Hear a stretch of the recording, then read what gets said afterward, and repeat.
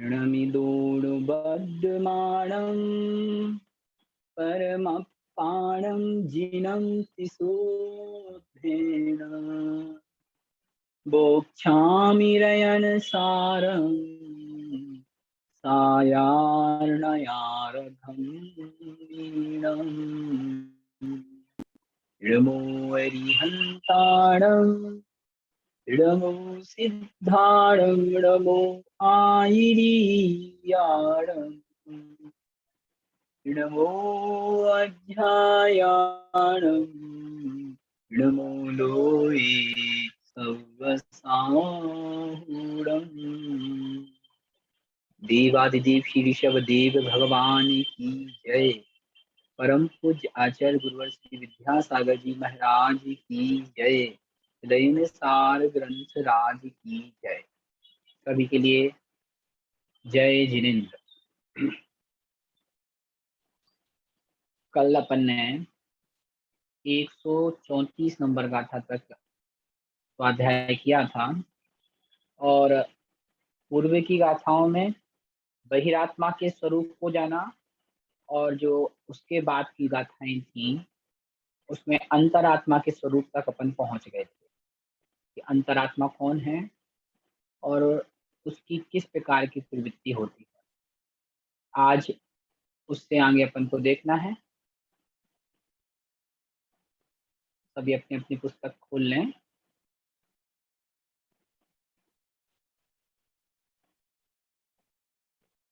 एक 135 नंबर गाथा।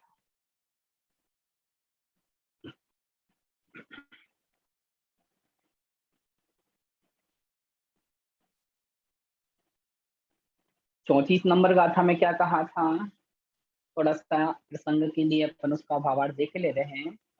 क्या कहा था, जिस प्रकार से कोई घड़ा हो और उस घड़े में मलमूत्र भरा हो बहुत समय तक के लिए, तो उस घड़े को कितना भी हम धोएंगे तब भी उसमें दुर्गंध आना बंद नहीं होगा। ठीक वैसे ही जब यह जीव सम्यक रूपी जल से प्रक्षालित किया करता है अपनी आत्मा को और ज्ञान रूपी अमृत से पूर्ण होता है, तब भी अनादिकाल के संस्कार के कारण, मिथ्यात्व के संस्कार के कारण कुछ संस्कार उसके चित्त में रह जाते हैं। इस प्रकार से इस गाथा में अनादिकालीन दुर्वासना का कथन किया गया कि जो अनादिकाल से हमारे मिथ्या संस्कार हैं वह सम्यक के जल के धोने के बाद भी कुछ मात्रा में रह सकते हैं, जिनको प्रयास करते करते हमें दूर करना है। आइए 135 नंबर गाथा को देखते हैं, क्या कह रहे हैं। हेडिंग क्या है इस गाथा की, सम्यक दृष्टि के भोग में अनासक्ति। ध्यान रखना, एक वह जीव जो मिथ्यात्व सहित है और एक वह जीव जो सम्यक सहित है, दोनों घर में रह रहे हैं, दोनों भोगों को भोग रहे हैं, लेकिन दोनों को भोगों को भोगते समय दृष्टि क्या है, यह कथन इस गाथा में किया जा रहा है। यदि सम्यक दृष्टि जीव घर गृहस्थी में रह रहा है तो वह घर गृहस्थी में अनासक्ति भाव पूर्वक रहता है। वह जो भोग भोग रहा है उन भोगों को भोगते समय उनमें रुचि नहीं रखता है। वह मात्र अपने चारित्र मोहिनी कर्म के उदय को जान करके मजबूरी में उन भोगों को भोगता है। और जो मिथ्यादृष्टि जीव होता है वह भी भोग भोगता है। और वह भोग क्यों भोगता है, वह इसलिए भोगता है कि उसे उन भोगों को भोगने में ही बड़ा आनंद आया करता है। ध्यान रखना, सम्यक दृष्टि भी भोजन करता है और मिथ्या दृष्टि भी भोजन करता है, लेकिन दोनों की दृष्टियों में अंतर है। सम्यक दृष्टि भोजन करता है तो भोजन में वह स्वाद को नहीं देखता, वह उसको अनासक्ति भाव पूर्वक भक्षण करता है ताकि यह देह रूपी इंजन चलाया जा सके। लेकिन वही मिथ्या दृष्टि जीव जब भोजन करता है तो वह भोजन में ही आनंद मनाता है, भोजन के स्वाद में ही अपने आप को आनंदित करता है। तो इस प्रकार से दोनों भोग तो भोग रहे हैं, लेकिन एक संसार में अपने शरीर की स्थिति रखने के लिए उस वस्तु का सेवन कर रहा है, और एक उस वस्तु का सेवन आनंद पूर्वक कर रहा है और उसमें ही आनंद मना रहा है। तो यही सम्यक दृष्टि और मिथ्या दृष्टि में अंतर हमें जान लेना है। ठीक है, आइए 135 नंबर गाथा में क्या कह रहे हैं आचार्य श्री, पहले उच्चारण करेंगे। सम्मा सम्मा इत्थि, आदि टा को पहले उच्चारण करें और ठा में बड़ी ई की मात्रा बाद में। सम्मा इत्थि णानि णानि, सम्मा इत्थि णानि, अक्खाण अक्खाण, सुहम सुहम, सम्मा इत्थीणानि अक्खाण सुहम, कहम पी कहम पी, अनुभवई अनुभवई, पूरी पंक्ति देखें। सम्मा इत्थीणानि अक्खाण सुहम कहम्पि अनुभवई, दूसरी पंक्ति देखें। केणाबी केणाबी, णा पे जोड़ देना है तो छोटी बी अपने आप उच्चारण में आएगी। केणाबी णा परिहरणम परिहरणम, केणाबी णा परिहरणम, बाहीण बाहीण, विनाश विनाश, नट्ठम, यहाँ पे भी आधे ठा और उसके साथ पूरे ठा और उस पे अनुस्वार यानी बिंदी का उच्चारण करना है। कैसे करेंगे? नट्ठम, भेषजम, आधे जा को और पूरे जा को अनुस्वार के साथ उच्चारण करें। भेषजम, पूरी पंक्ति देखें। केणाबिण परिहरणम, बाहीन विनाश नट्ठम भेषजम, पूरी गाथा। सम्मा इत्थीणानि अक्खाण सुहम कहम्पि अनुभवै, केणाबिन परिहरणम, बाहीन विनाशनट्ठम भेषजम, पुनः उच्चारण करें। सम्मा इत्थीणानि अक्खाण सुहम कहम्पि अनुभवै, केणाबिन परिहरणम, बाहीन विनाशनट्ठम भेषजम। आइए पहले अन्वय से अपन इस गाथा को देखेंगे, फिर पुनः एक एक पद के अर्थ पे अपन चलेंगे। क्या कह रहे हैं गाथा में? सम्मा इत्थीणानि, अर्थात सम्यक दृष्टि, राणी अर्थात ज्ञानी। कहम्पि, कह माने कथम पी, कथम धन अपि, जब कहम्पि को संस्कृत में परिवर्तित करेंगे तो पद क्या बनेगा? कथम्पि, अर्थात किसी भी प्रकार से, केनापि प्रकारेण अपि, अर्थात सम्यक दृष्टि राणी, जो सम्यक दृष्टि ज्ञानी है वह कहम्पि यानी किसी भी प्रकार से, अर्थात अनिच्छा पूर्वक अथवा आसक्ति से रहित होकर के, अक्खाण सुहम, अक्ष माने इंद्रिय, इंद्रियों के सुहम यानी सुख को, अनुभवई, अनुभवई मतलब अनुभवई अर्थात अनुभव करता है। जैसे देखें पहली पंक्ति को, सम्मा इच्छीणानि, जो सम्यक दृष्टि रानी अर्थात ज्ञानी जीव है वह कहम्पि, किसी भी प्रकार से या किसी प्रकार से, बिना इच्छा से, अक्खाण सुहम, अक्खाण यानी अपनी पांचों इंद्रियों के, अक्ष माने इंद्रियों के, सुहम यानी सुख को, अनुभवई अनुभवई अर्थात अनुभव करता है, भोगता है, क्योंकि बाहीन विनाशनत्थम, बाहीन अर्थात रोगों के विनाशनार्थम अर्थात विनाशनार्थम अर्थात विनाश करने के लिए, जो लोग हैं उन लोगों के विनाशनार्थम अर्थात विनाशनार्थम अर्थात विनाश या उनको नष्ट करने के लिए, भेषजम अर्थात औषधि को, केनाभि न परिहरणम, केनाभि यानी किसी के द्वारा भी न परिहरणम छोड़ा जाता नहीं है। जिस प्रकार से किसी रोग को नष्ट करने के लिए औषधि किसी के द्वारा भी छोड़ी नहीं जाती, उसी प्रकार से सम्माहित सम्यक दृष्टि ज्ञानी जीव कहमपि किसी भी प्रकार अनिच्छा पूर्वक अखान सुहम यानी अपनी इंद्रिय के सुखों को अनुभव करता है, भोगता है। इस प्रकार से जानना। आइए पहले गाथा में पुनः चलते हैं। गाथा के एक एक पद को देखना है, क्या कह रहे हैं। पहली पंक्ति आप समझ गए हैं। सम्मा इच्छी नानी अर्थात सम्यक दृष्टि ज्ञानी जीव, अखाण सुहम अपनी अक्ष यानी इंद्रियों के सुखों को, कहमपि किसी प्रकार से अर्थात बिना इच्छा से अनुभवई, अनुभवई मतलब अनुभव करता है, उनको भोगता है। उसकी इच्छा नहीं रहती कि मैं इंद्रियों के सुख को भोगूं, फिर भी उनको अनिच्छा पूर्वक भोगता है।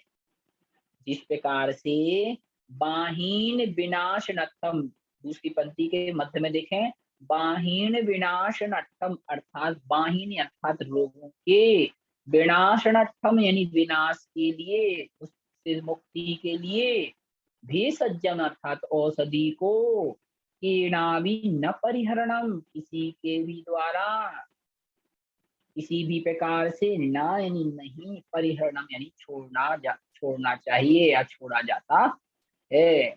जिस प्रकार से कोई रोगी अपने रोग के विनाश के लिए औषधि को नहीं छोड़ता, वैसे ही सम्यक दृष्टि जीव अपनी इंद्रियों के सुख को किसी भी प्रकार से अनिच्छा पूर्वक अनुभव करता है। उसकी इच्छा नहीं रहती, फिर भी वो उसको भोगता है। ध्यान रखना, इस गाथा का अर्थ कई लोगों ने गलत किया और उनने क्या कहा, कुंद कुंद महाराज ने कहा कि सम्यक दृष्टि तो भोग भोग सकता है, वह अनिच्छा पूर्वक भोगता है। तो उन्होंने क्या कहा, त्याग तपस्या को छोड़ दिया और कहा कि गृहस्थों को त्याग करने की, तपस्या करने की कोई आवश्यकता नहीं है, वह तो केवल सम्यक दृष्टि बन जावे। और जब वो सम्यक दृष्टि बन जाएंगे फिर उसके लिए छूट है कि कितना भी वो भोग भोगे। क्यों? क्योंकि सम्यक दृष्टि के भोग तो निर्जरा में कारण होते हैं। ध्यान रखना, दृष्टि दृष्टि में कथन कथन में अंतर हो गया।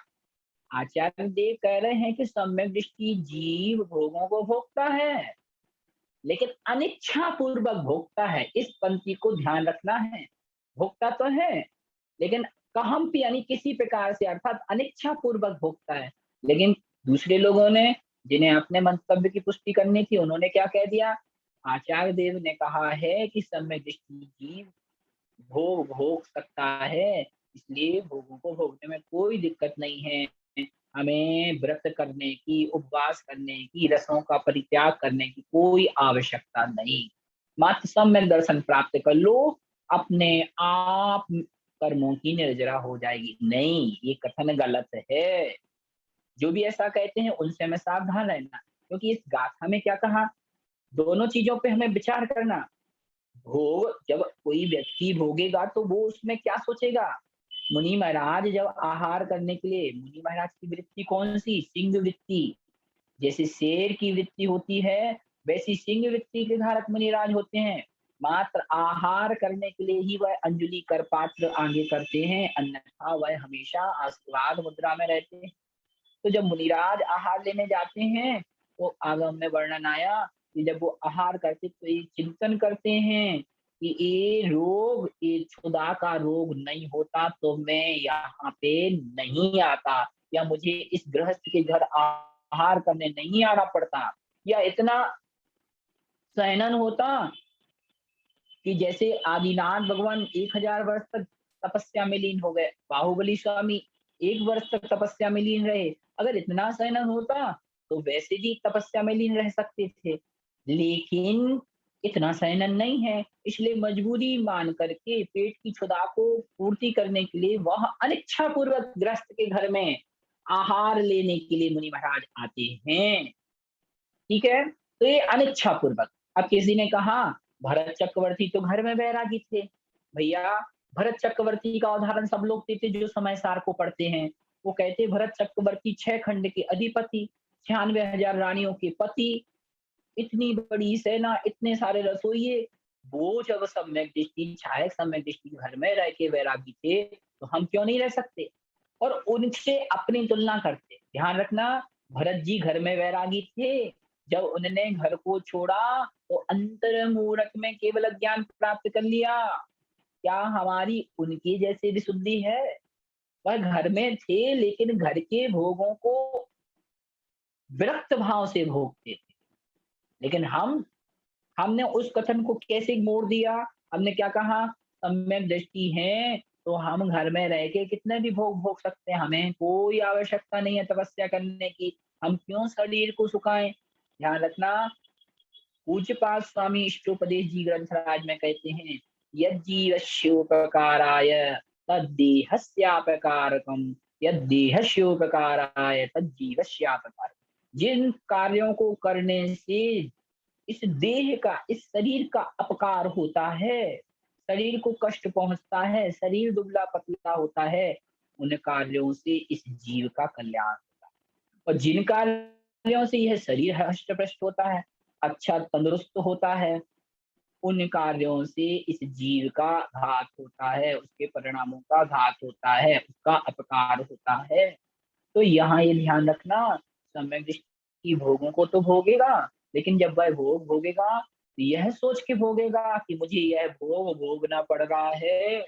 अनिच्छा पूर्वक, अनासक्ति पूर्वक वह भोग भोगेगा। लेकिन जो मिथ्या दृष्टि जीव होगा, वह यह कहेगा कि सम्यक दृष्टि के भोग तो निर्जरा में कारण है, इसलिए सम्यक दृष्टि बन जाओ, उसके बाद कितने भी भोग भोगो, हमें लाइसेंस परमिट मिल गया। ध्यान रखना, जो ऐसा कहता है वह अभी सम्यक से कोसों दूर है। ठीक है?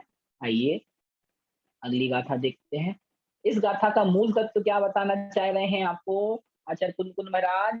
इस सम्यक दृष्टि के जो भोग हैं, वो सम्यक दृष्टि भोग भोगता नहीं है, भोगों को भोग मान के नहीं भोगता। औषधिवत, जिस प्रकार से एक रोगी जीव औषधि खाता है, ध्यान रखना, औषधि खाने में दो प्रकार की दृष्टि रखना। एक वह जीव, किसी को खांसी हो गई और डॉक्टर ने कहा कि सीरे में यह औषधि घोल के खा जाना, उसको बहुत मीठी लगी, तो जब वह स्वस्थ हो गया, तो उसने माँ से कहा, माँ, डॉक्टर साहब ने जो दवाई दी थी वह बहुत मीठी लगती है, मुनक्का में डाल के खाई जाती है, इसलिए अब मैं रोज खाऊंगा, मुझे तो बहुत अच्छी लगती है। ध्यान रखना, नहीं ऐसा करेगा तो वह और बीमार हो जाएगा। क्यों? क्योंकि वहां औषधि का भाव था। लेकिन जो मिथ्या दृष्टि जीव क्या, जो सम्यक दृष्टि जीव होता है, वह भोग भोगता, वह भोजन करता है, लेकिन इतनी मात्रा में भोजन करता है जिससे शरीर चल सके, दवाई के समान, औषधि के समान उसका उपयोग करता है। ऐसे नहीं कि सुबह से शाम हर वक्त भोगों में ही लिप्त रहे, इस प्रकार से जाए। 136 नंबर गाथा, परमात्मा अवस्था प्राप्ति का उपाय। तो आपको 3 बातें बताई थी पिछली गाथाओं में। पहला बहिरात्मा, दूसरा अंतरात्मा, तीसरा परमात्मा। तो पहले बहिरात्मा का स्वरूप कई गाथाओं में बताया गया कि बहिरात्मा कैसा होता है।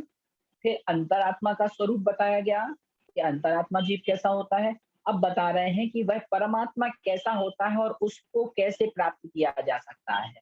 उस अवस्था में हम कैसे जा सकते हैं, उसके उपाय इस गाथा में बता रहे हैं। आइए उच्चारण करें। किम किम बहुना बहुना हो तजी तजी, किम बहुना हो तजी, बही रप्प, अदपा और पूरपा, बहिरप्प, सरुवाणी, सरुवाणी, सयल, सयल, भावाणी, भावाणी, किं बहुना होत जी बहिरप्पसर्वाणि सयलभावानि। दूसरी पंक्ति। भजी भजी मध्यम, ध्यान रखना आधा जा है उसको माँ के साथ उच्चारण करें, और जो झा झरने का है झा में छोटी ई की मात्रा लगा के झिम पड़ता है, ठीक है। मज झिम, मध्यम, परमप्पा, परमप्पा, बत्थू, आदिता को पहले उच्चारण करें, बत्थू, बत्थू, सरुवाणी, सरुवाणी, सरुवाणी, भाबाणी, बा पे जोड़ दें तो छोटे णी का उच्चारण शुद्ध होगा। भाबाणी, सरुवाणी, भाबाणी। पूरी गाथा का उच्चारण करें। किं बहुना होत जीवहिरप्सरूपाणि सयलभावानि, भजिमझिं परमप्पा, वत्तु स्वरूपाणि भावानि। किं बहुना होत जीवहिरप्पा सर्वाणि सयलभावानि, भजिमझिं परमप्पा, वत्तु स्वरूपाणि भावानि।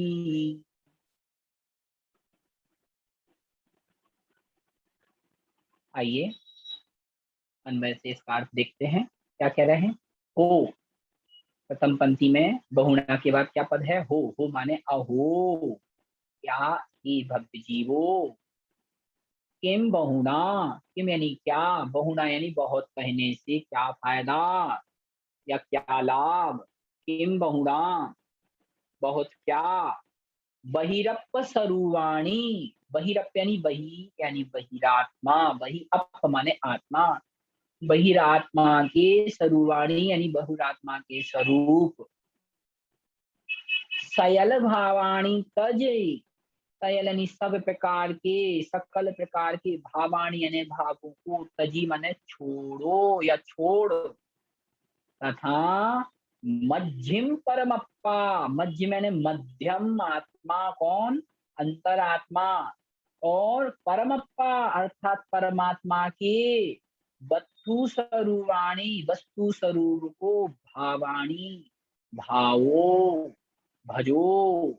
फिर से देखें क्या कहा सबसे पहले, किम बहुड़ा अर्थात किम यानी क्या, बहुना यानी बहुत कहने से क्या फायदा क्या लाभ, बहिरप्प स्वरूपाणी बहिरात्मा के स्वरूप, सयल भावाणी सब प्रकार के भावों को तजी यानी छोड़ो, छोड़कर, तथा मध्यम अर्थात मध्यम आत्मा अर्थात अंतरात्मा, परमप्पा अर्थात परमात्मा के वस्तु स्वरूपाणी भावाणी भजी अर्थात वस्तु स्वरूप के भावों को, भजी माने भजो, उसका ध्यान करो, उस रूप अपनी परिणति बनाओ। पुनः देखें गाथा से क्या कह रहे हैं। किम बहुना हो, किम बहुना, किम यानी क्या प्रयोजन है, बहुना यानी बहुत विचार करने से या बहुत कहने से क्या लाभ। बहिरप्प सरुवाणी सयल भावाणी तजी, बहिरप्प यानी बहिरात्मा के, स्वरूपाणी यानी स्वरूप, सयल भावाणी यानी सब प्रकार के भावों को, तजी माने छोड़ो, और क्या करना है, भजी और भजो। किसको भजो, मध्यम परमप्पा, मध्यम यानी मध्यम आत्मा, और परमप्पा यानी परमात्मा के स्वरूपाणी वस्तु स्वरूपाणी भावानी वस्तु स्वरूप भावों को, भजी माने भजो।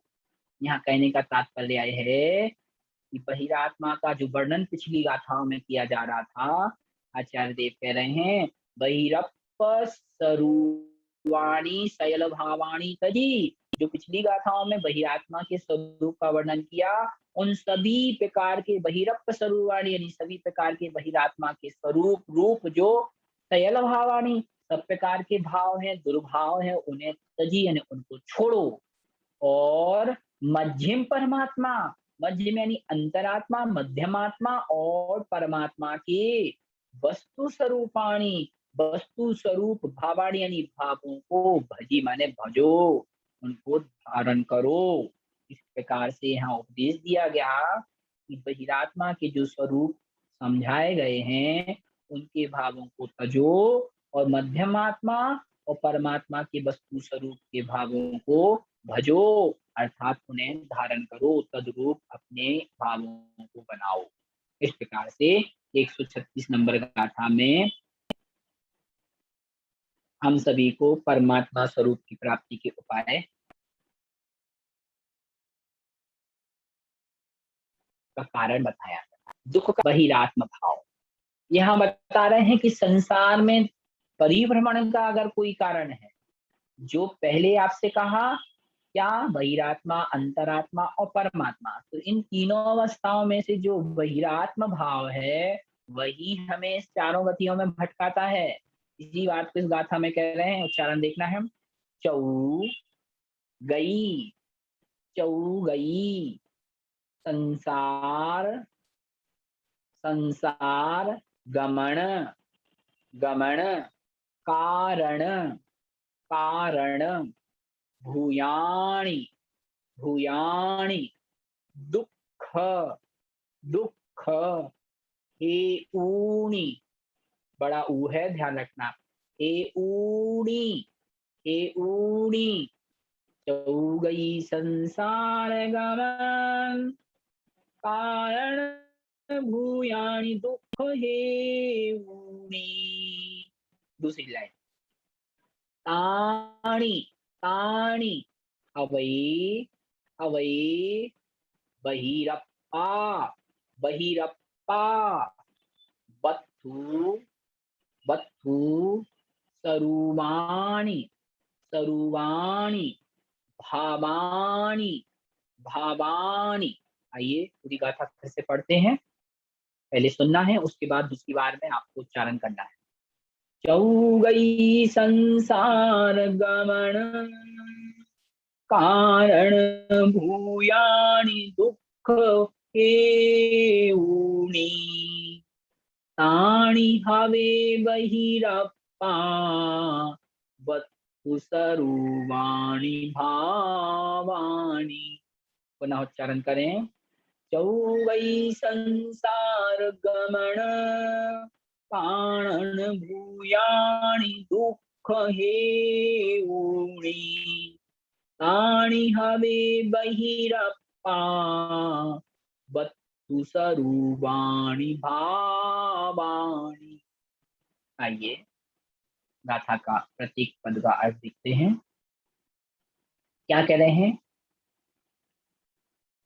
दूसरी पंक्ति, बहिरप्पा अर्थात बहिरात्मा जीव के, बहिरप्पा अर्थात बहिरात्मा जीव के वस्तु स्वरूपाणि भावाणि, वस्तु माने वस्तु, वस्तु स्वरूप यानी जो वास्तविक स्वरूप जो भाव हैं, अर्थात वस्तु स्वरूप संबंधी जो भाव हैं, वास्तविकता संबंधी जो भाव हैं, ताणी बेसव, ताणी अर्थात बेसव, फिर से देखें, बहिरात्मा के, बहिरप्पा यानी बहिरात्मा के जो वस्तु स्वरूपाणि भावानि, वस्तु स्वरूप के संबंध में जो भी भाव हैं, ताणी बेसव चौगई संसार गमन कारण, चौगति अर्थात कौन कौन सी चार गतियां हैं, स्वर्ग गति, और चार गतियां कौन कौन सी हैं, मनुष्य गति, त्रियंच गति और नरक गति। स्वर्ग गति, नरक गति, त्रियंच गति और मनुष्य गति।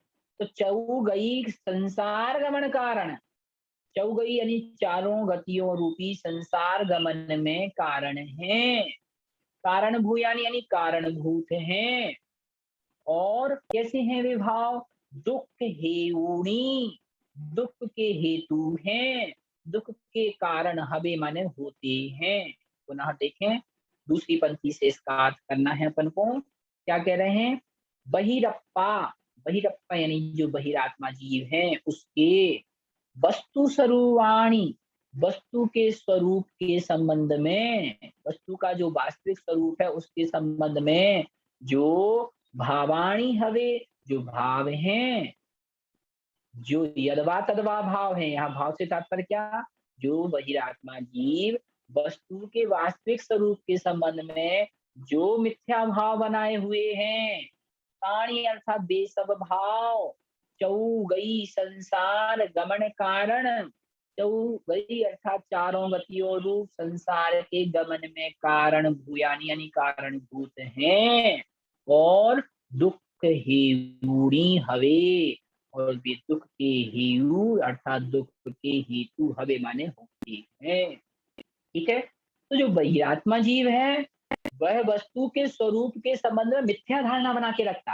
जैसे वस्तु तत्व जीव का क्या है, जीव उत्पाद व द्रव्य से युक्त है। जीव क्या, जो द्रव्य है वह उत्पाद व द्रव्य से युक्त है।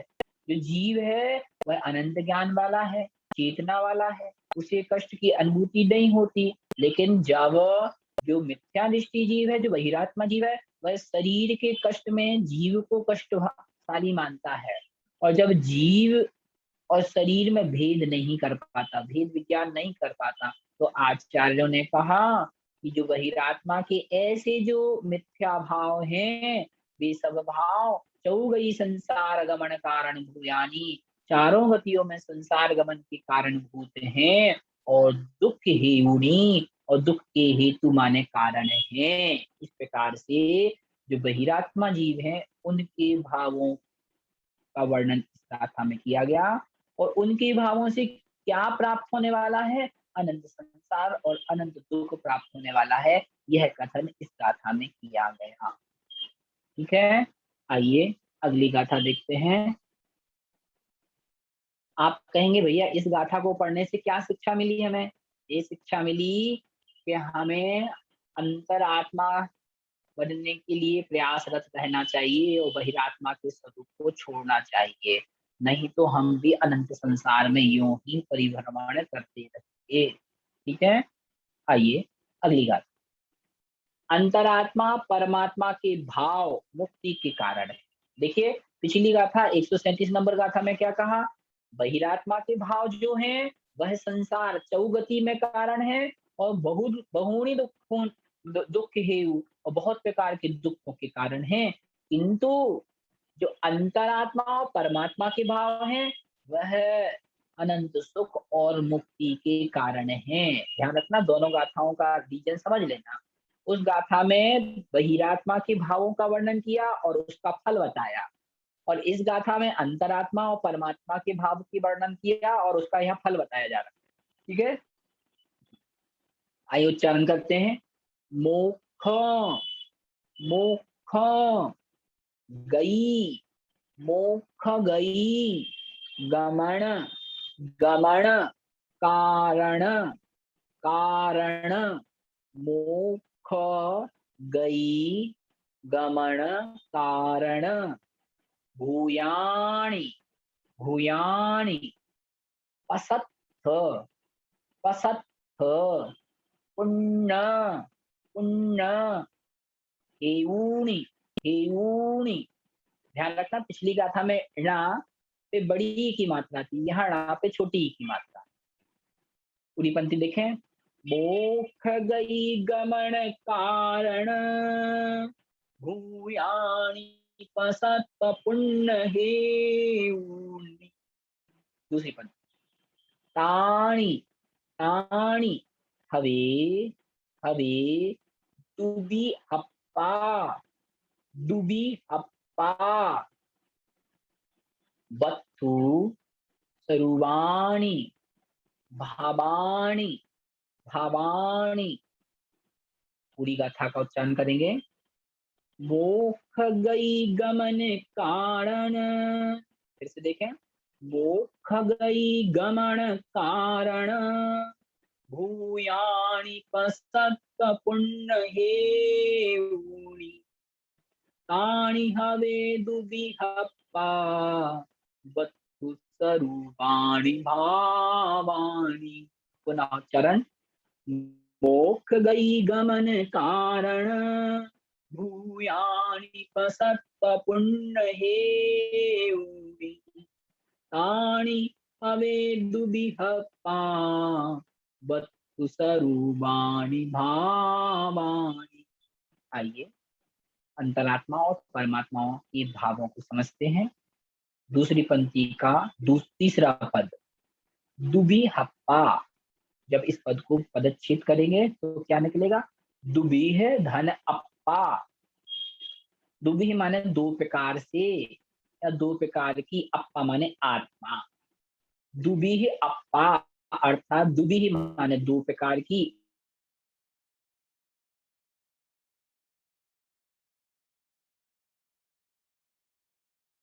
अप्पा माने आत्मा और परमात्मा की आत्मा का ग्रहण करेंगे तो अंतरात्मा परमात्मा यहाँ में ग्रहण कर लेना। दुबी ही अप्पा अर्थात दो प्रकार की आत्मा, अप्पा माने आत्मा। वस्तु स्वरूपाणि भावाणि। वस्तु स्वरूपाणि यानी वस्तु स्वरूप संबंधी, वस्तु स्वरूप संबंधी जो भाव हैं, ताणी अर्थात वे सब। वैसे देखें, दुबी ही अप्पा जो दो प्रकार की, अप्पा माने आत्मा है, कौन कौन सी? अंतरात्मा और परमात्मा। वह वस्तु स्वरूप परमात्मा के वस्तु स्वरूपाणि भावानी, वस्तु स्वरूप संबंधी जो भाव हैं, पाणी वे सब भाव मोक्ष गई गमन कारण भूयानी। पहली पंक्ति पे पहुंच जाए। मोक्ष गई यानी मोक्ष गति में, गमन में, कारण भूयानी यानी कारणभूत हैं, निमित्त हैं। और कैसे हैं? पसत पुण्य हेयुनी। पसत यानी प्रशस्त, उत्कृष्ट पुण्य के हेयुनी यानी हेतु है, कारण है, इस प्रकार से जानना चाहिए। हमें माने होते हैं। तो यहाँ क्या कहा? पिछली गाथा में कहा कि बहिरात्मा के जो भाव हैं वे गति के दुख में कारण हैं और संसार के दुखों में भी कारण है। और इस गाथा में क्या कहा? जो विपरीत अंतरात्मा या जो अंतरात्मा और परमात्मा के भाव हैं वे कैसे हैं? फिर से देख लो। दुबी ही अप्पा यानी दुबी ही प्रकार की जो अप्पा है, आत्मा है, अंतरात्मा और परमात्मा, वह उनके वस्तु स्वरूपाणि भावानी जो वस्तु स्वरूप भाव हैं, ताणी यानी वे सब मोक्ष गई गमन कारण भूयानी मोक्ष की गति के कारण भूत हैं, और प्रशस्त पुण्य हेयुनी हवे और प्रशस्त पुण्य के हेयुनी यानी हेतु हैं। तो यहाँ एक दो बात स्पष्ट समझ लें। अंतरात्मा और परमात्मा के जो वस्तु स्वरूप संबंधी भाव हैं, वास्तविक भाव हैं, वे मोक्ष गति में कारण हैं और प्रशस्त पुण्य को देने वाले हैं। इस प्रकार से अंतरात्मा और परमात्मा के भावों को जान करके हमें तदरूप अपने भावों को बनाना चाहिए और बहिरात्मापन से अपने भावों को हटाना चाहिए। ठीक है, क्या कह रहे हैं भावार्थ में देखते हैं। अंतरात्मा और परमात्मा के वस्तु स्वरूप संबंधी भाव मोक्ष गति में ले जाने के कारणभूत और प्रशस्त पुण्य के कारण होते हैं। अर्थात अंतरात्मा का भाव तो प्रशस्त पुण्य का कारण है और परंपरा से मुक्ति का हेतु है। इस प्रकार से स्पष्ट हुआ। अगली गाथा।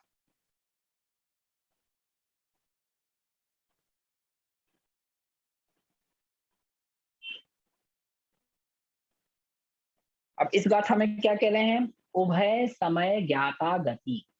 अब उभय समय ज्ञाता गति क्या है? अपन अभी इस गाथा का उच्चारण करके इसके भावार्थ से अपन इसको समझते हैं। पहले उच्चारण करना है।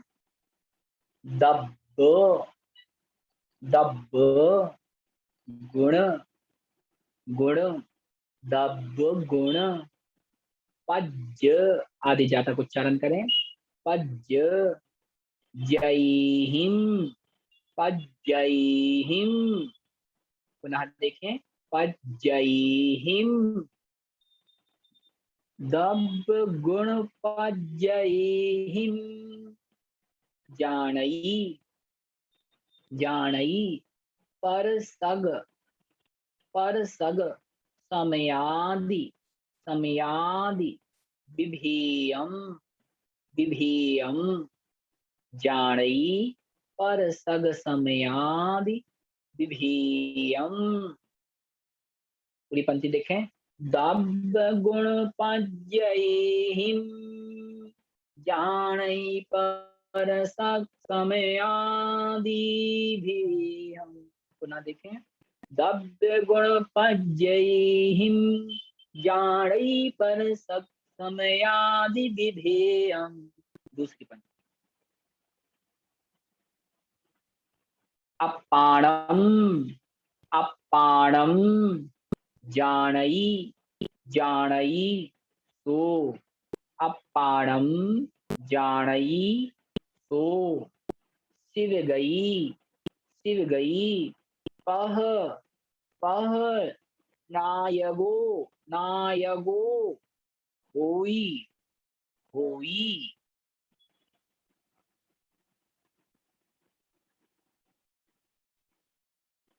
आइए उच्चारण करें। दब्ब गुण पज्यहिम जाणई पर सग समयादि विधेयम। अपाणम जाणई सो शिव गई पहनाय गो होई। पुनः उच्चारण। दब्ब गुण पज्यहिम जाणई पर सग समयादि विधेयम। अपाणम जाणई सो शिव गई पहनाय गो होई। प्रत्येक पद से अर्थ देखें। जो अध्यार से ले लेना है। इस गाथा में जो शब्द नहीं है। जो यानी जो जीव पर सग समयादि विधेयम। परसग यानी परसग समयादि यानी समय, और परसग यानी पर समय आदि के विधेयम यानी विभेद को भेद को। दब्ब गुण पज्यहिम। दब्ब यानी द्रव्य, गुण यानी गुण, पज्यहिम यानी पर्यायों के द्वारा, जाने यानी जानता है। जो जीव पर सग समयादि विधेयम। पर स्वसमय और पर समय आदि की विधेयम यानी भेद को। द्रव्य गुण पज्यहिम द्रव्य गुण और पर्यायों के द्वारा जाने माने जानता है। सो माने वह जीव। अपाणम अर्थात अपनी आत्मा को जाने माने जानता है। और वही जीव शिव गई पहनाय गो हुई। शिव गई अर्थात शिव गति कौन सी है? मोक्ष गति। मोक्ष गति का पहनाय गो यानी प्रधान, नायक यानी नायक हुई माने होता है। और वही जीव मोक्ष गति का मुख्य नायक या प्रधान नायक होता है। बना देखें। स्वसमय और पर समय से क्या तात्पर्य है? स्वसमय अर्थात अंतर आत्मा में लीन होना, अंतर आत्मा रूप परिणाम करना, अपने जो अनंत चतुष्टय रूप आत्मा है उसमें विचरण करना, उसका चिंतन करना स्वसमय कहलाता है। और पर समय क्या कहलाता है? पर समय अर्थात जो स्वयं का समय यानी समय माने आत्मा। ये ध्यान रखना। समय का मतलब यहाँ ये नहीं है टाइम। टाइम माने घड़ी का टाइम टेबल नहीं है यहाँ पे। समय माने आत्मा, समय सार माने आत्मा का सार। तो यहाँ क्या कह रहे हैं? स्वसमय अर्थात अपनी आत्मा में, और पर समय माने परात्मा में या पर समय में। तो यहाँ क्या कहना चाह रहे हैं? स्वसमय और पर समय आदि के भेद को जो जीव अपनी आत्मा और पर आत्मा के भेद को द्रव्य गुण पज्यई द्रव्य और गुण और पर्यायों के द्वारा जानता है। द्रव्य कितने होते हैं? तो द्रव्य मुख्यतः 6 प्रकार के होते हैं। उसमें पहला द्रव्य कौन सा है? जीव द्रव्य है। जीव द्रव्य की अपेक्षा विचार करेंगे तो मेरा जीव अलग है और आपका जीव अलग है। संसार में अनंत प्रकार के जीव हैं। तो जो स्वसमय की अपेक्षा चिंतन करेगा जीव, तो वह चिंतन क्या करेगा? जैसे 5 पांडव ध्यान कर रहे थे और पांचों को जलते हुए गर्म आभूषण पहनाए गए, लेकिन 3 पांडव स्वसमय में लीन थे, अपनी आत्मा में लीन थे। वे पर समय से विमुख थे, पर समय से उन्हें कोई नाता नहीं था। इसलिए कहा गया पांडव पुराण में कि 3 पांडवों को मोक्ष हो गया।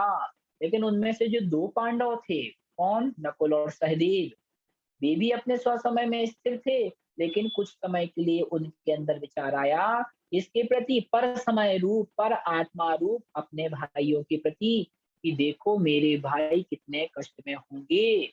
जैसे ही वह स्वसमय से निकल के पर समय यानी पर आत्मा, पर जीव के प्रति चिंतन करते हैं, तो वह मोक्ष नहीं जा पाए और सर्वाण सिद्धि में जाके रह गए। तो स्वसमय माने स्वयं की आत्मा, पर समय यानी पर आत्मा या पर द्रव्य। तो जो जीव स्वसमय यानी अपनी आत्मा और पर समय यानी पर द्रव्य या पर आत्मा में भेद को जानता है। काय से जानता है? द्रव्य की अपेक्षा से। द्रव्य कितने होते हैं? 6 द्रव्य होते हैं, जिसमें से जीव द्रव्य की अपेक्षा चिंतन करेंगे तो जीव, मेरा जीव अलग है और संसार के मेरे घर संबंधी कुटुंबी जो जीव हैं, मेरे गुरु आदि जो हैं, उनका जीव अलग है। मैं जो करूंगा उसका फल मेरे जीव को मिलेगा, जो दूसरा करेगा उसका फल उसको मिलेगा। तो द्रव्य की अपेक्षा, गुण की अपेक्षा मेरे गुण और दूसरे के गुणों में भी भेद है। मेरे गुणों में और दूसरे के गुणों में समानता नहीं है। गुणों की अपेक्षा पर्याय की अपेक्षा हर जीव की पृथक पृथक पर्याय है। अथवा यो चिंतन करें, जीव द्रव्य के गुण और पर्याय पृथक हैं। जीव अरूपी है, वह किसी को दिखाई नहीं देता, लेकिन जो पुद्गल द्रव्य है वह रूपी है। स्पर्श गंध पुद्गल, स्पर्श गंध आदि से युक्त है और पुद्गल में क्षरण गलन होता रहता है। पूरण और गलन पुद्गल का स्वभाव है, लेकिन जीव में ऐसा नहीं होता। तो पर्यायों की अपेक्षा से भेद समझना कि मेरी आत्मा जीव द्रव्य है और मेरा शरीर पुद्गल है, इस प्रकार का चिंतन करना, भेद विज्ञान जानना। तो इस गाथा में क्या कहा? जो जीव पर सग समय आदि विधेयम, पर सग समय आदि यानी पर समय और स्व समय आदि की विधेयम यानी भेदों को द्रव्य गुण पज्ये ही अपने द्रव्य गुण और पर्याय के द्वारा भली प्रकार से जान ही जानता है। उनमें भेद करके रखता है, भेद विज्ञान करता है। सो यानी वह ही जीव अपारम जान ही अपनी आत्मा को जानता है। और वही शिवगई पहनाए वो होई, वही जीव शिव गति का पहनाए वो यानी प्रधान नायक, यानी प्रधान नायक हुई माने हुआ करता है। ठीक है, स्पष्ट हो गया होगा हमारे ख्याल से आपको ये कि स्वसमय और पर समय से क्या मतलब है। स्वसमय और पर समय से ही तात्पर्य हमें समझना कि जो जीव भेद विज्ञान को जानता है, जो भेद विज्ञान में लीन है, जैसे वे मुनिराज, सुकुमार मुनिराज, ऐसे मुनिराज जो गृहस्थ अवस्था में थे तो चावल का, राई का दाना भी चुभता था, लेकिन जब वैराग्य हुआ तो पर समय रूप अपने शरीर से अपने दृष्टि को मोड़ करके स्वसमय रूप अपनी आत्मा में उन्होंने दृष्टि कर ली और जंगल में नंगे पैर भागते गए, चलते गए, पैर से खून निकल रहा था। जिनको राई का दाना चुभता था वह जंगल के कंकड़ों में भी चल रहे थे और उन्हें कष्ट नहीं हो रहा था। ये स्वसमय रूप परिणाम है। और जब पूर्व में उनके जो भाव थे वो पर समय रूप परिणाम थे। तो जैसे ही जीव की दृष्टि स्वसमय में अपनी आत्मा में जाती है और पर समय यानी पर द्रव्यों से विमुख हो जाती है, तभी वह जीव सुख की, अनंत सुख की तरफ बढ़ने का मार्ग प्रशस्त करने लगता है। इस प्रकार से तो जिसके ऐसे भाव हैं, जो इस प्रकार से स्वसमय अपनी आत्मा और पर द्रव्यों में भेदों को, भेद विज्ञान को अच्छी प्रकार से जानता है, सो यानी वह ही जीव अपारम जान अपनी आत्मा को जानता है।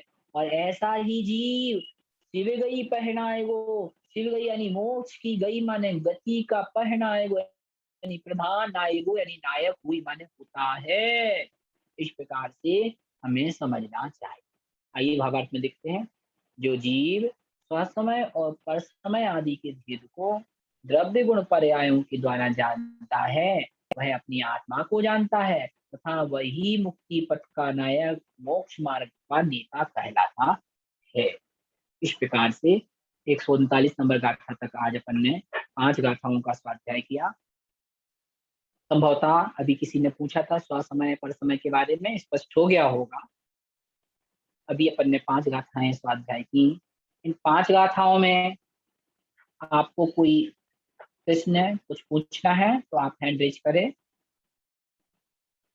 हाँ जी, किसी को कोई डाउट?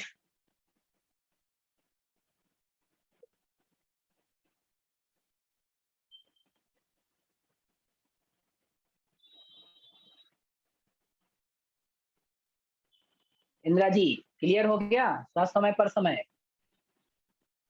हाँ जी, चलिए आज अपन ने 5 गाथाओं का स्वाध्याय किया और अच्छा है पहले दिन 130 लोग थे, आज घट के 30 नहीं है, लेकिन जितने लोग हैं वे भव्य लोग हैं, उनको स्वाध्याय करने में रुचि है, तभी वह पूरे स्वाध्याय में, पूरी कक्षा में जॉइन कर रहे हैं और पुण्यवान हैं कि आपने 100 कितनी गाथाएँ हो गई आज? 139 है ना? 139 नहीं हुए हैं? अ, कल अपन ने 34-33 किया था 5 हाँ, 139 गाथा हो गया। हाँ, 139 गाथा का आज स्वाध्याय अपन ने किया, 27 गाथाएँ अपन को और अभी करनी है और बड़े भाव से करें और इससे अपन को आचरण में भी कुछ लाना है। हाँ, इंदिरा जी कुछ पूछ रहे हैं, बोलिए।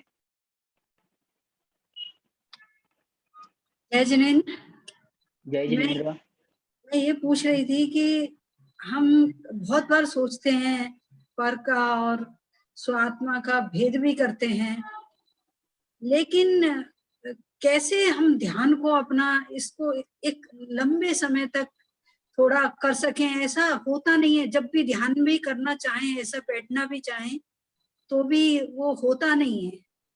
नहीं, ध्यान रखना कि वो पहले कहते थे कि बनारसी दास जी थे और उस समय मुनि होते तो थे, मुनियों का कभी अभाव नहीं हुआ, लेकिन मुनि इक्का-दुक्का दिखाई देते थे क्योंकि वैसी परिस्थिति अंग्रेजों का शासन था, मुगल काल था, तो कम लोग थे, कम मुनि।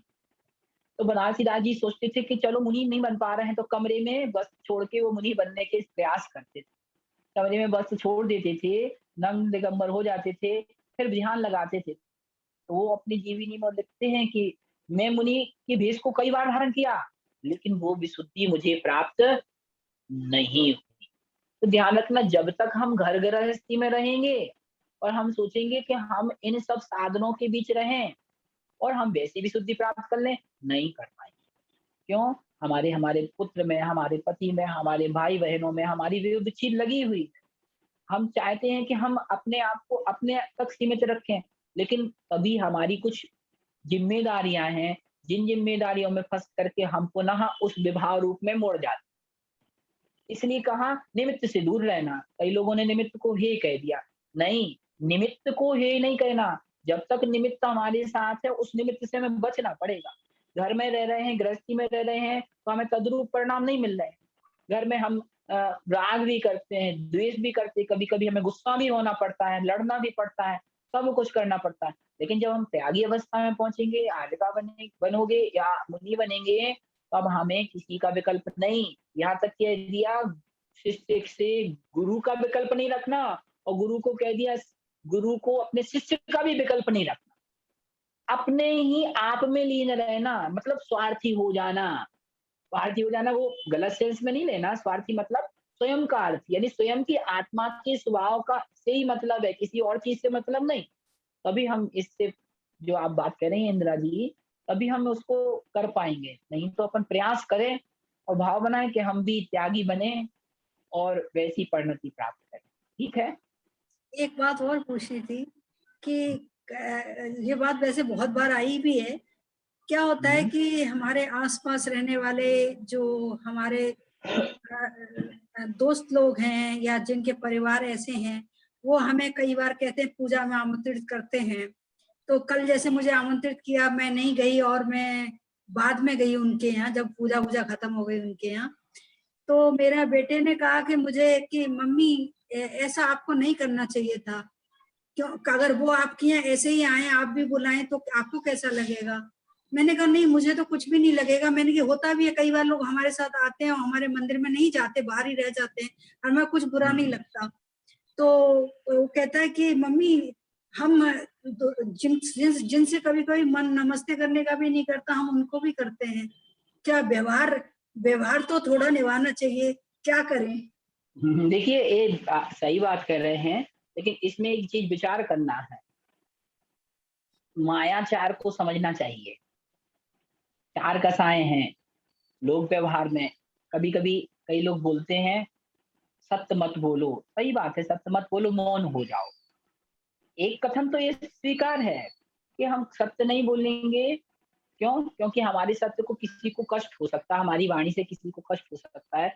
हाँ, ठीक है, हो सकता है तो मत बोलो, मौन हो जाओ वहाँ पे। इसका मतलब ये नहीं कि दूसरे को मेरी बात सुनने से कष्ट हो रहा है तो मैं उसके मन माफिक बोलने लग जाऊँ।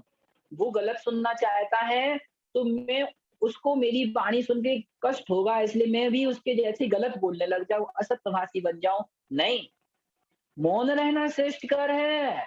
दूसरे को खुश करने के लिए तदरूप असत्य वचन बोलना श्रेष्ठकर नहीं है। वैसे ही मायाचार में लगा लेना, नहीं बोलना श्रेष्ठकर है।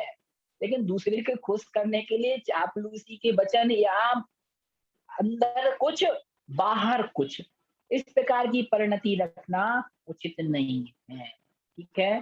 तो इससे हमें अपना विवेक लगाना। रामचंद्र जी से क्या कहा था सीता ने? दुनिया कह रही है इसलिए तुमने मुझे छोड़ दिया। दुनिया कहेगी तो धर्म को नहीं छोड़ देना। तो यही हमें लगाना। दूसरा क्या कह रहा है, उससे हमें विवेक नहीं रखना। हाँ, लोक व्यवहार निभाना है, लेकिन ऐसा भी लोक व्यवहार नहीं निभाना जिससे हमारे आत्मधर्म का ह्रास हो। ठीक है? जहाँ जाने से हमको मन की शांति प्राप्त हो रही है, वहाँ हमें जाना है। जहाँ जाने से हमारे आत्म परिणामों में क्लेश भाव आ रहे हैं, वहाँ नहीं जाना श्रेष्ठकर है जाने की अपेक्षा। ठीक है? हाँ जी। और हाँ, एक प्रश्न और है, किसी ने हैंड राइज किया है। अलका जी चांदीवाल, अनम्यूट करें। अलका जी। हाँ, जय हाँ जिनेन्द्र जी, भैया।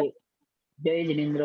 हाँ भैया जी, वो इसी प्रश्न से रिलेटेड था कि जैसे जैसे हुँ, अपन बोलते हैं मोह कम करना चाहिए, परंतु जैसे हुँ, जैसे परिवार बढ़ता है और आगे आगे जाते हैं, हुँ। वैसे वैसे और मोह ज्यादा बढ़ता जाता है। बिल्कुल हाँ, ठीक कह रहे हैं। तो उससे मोह से मतलब दूर कैसे हो? अपन कितनी भी कोशिश करो, नहीं हो पाते हैं दूर। हाँ, नहीं हो पाएँगे, लेकिन हमें उसके स्वरूप को तो जानना चाहिए। ध्यान रखना, गलत को गलत रूप जानना, यही हाँ एक दिन हाँ। आपको उस मोह से दूर करेगा। ध्यान रखिए, गलत को सही नहीं जान लेना। मान लिया कि हम घर गृहस्थी में बंध गए हैं, लेकिन उसमें बंध कर उसके कर्तव्यों का निर्वहन करते हुए भी हमें उसको गलत तो मानना ही पड़ेगा।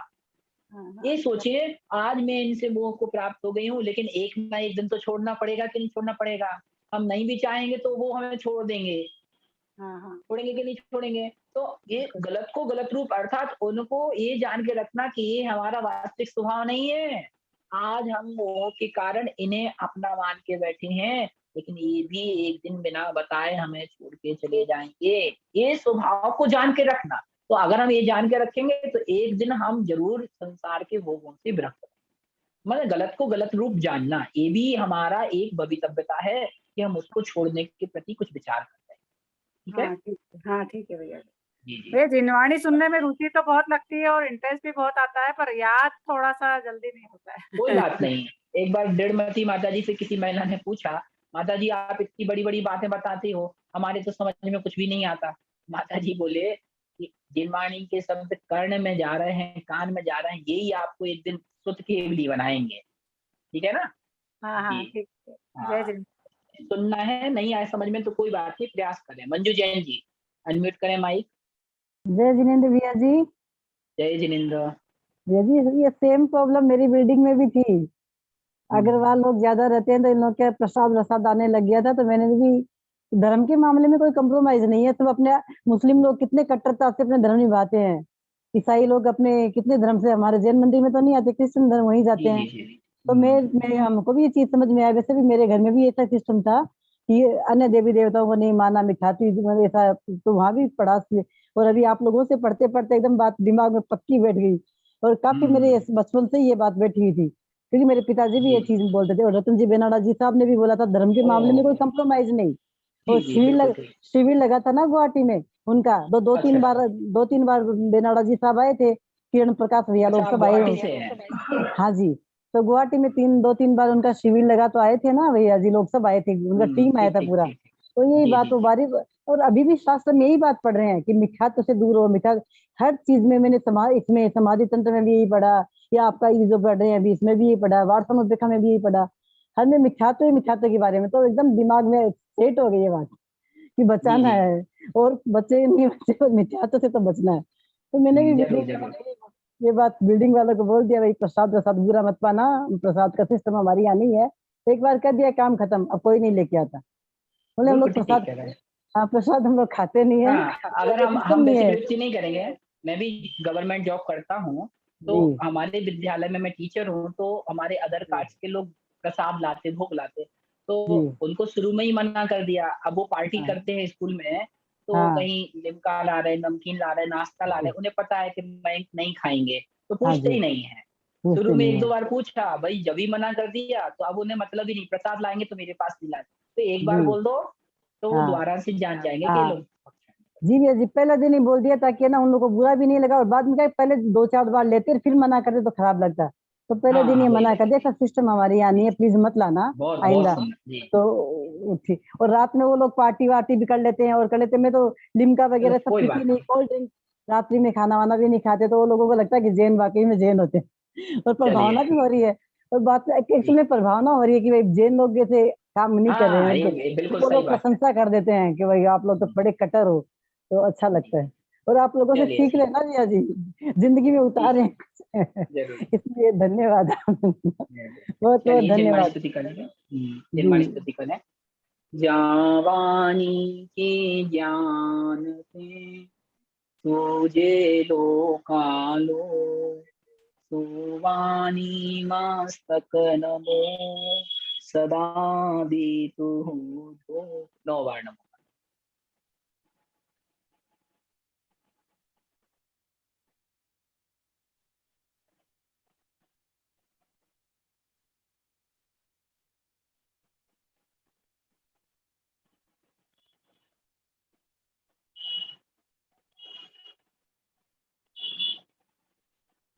द्वादशांग जिनवाणी माता की जय।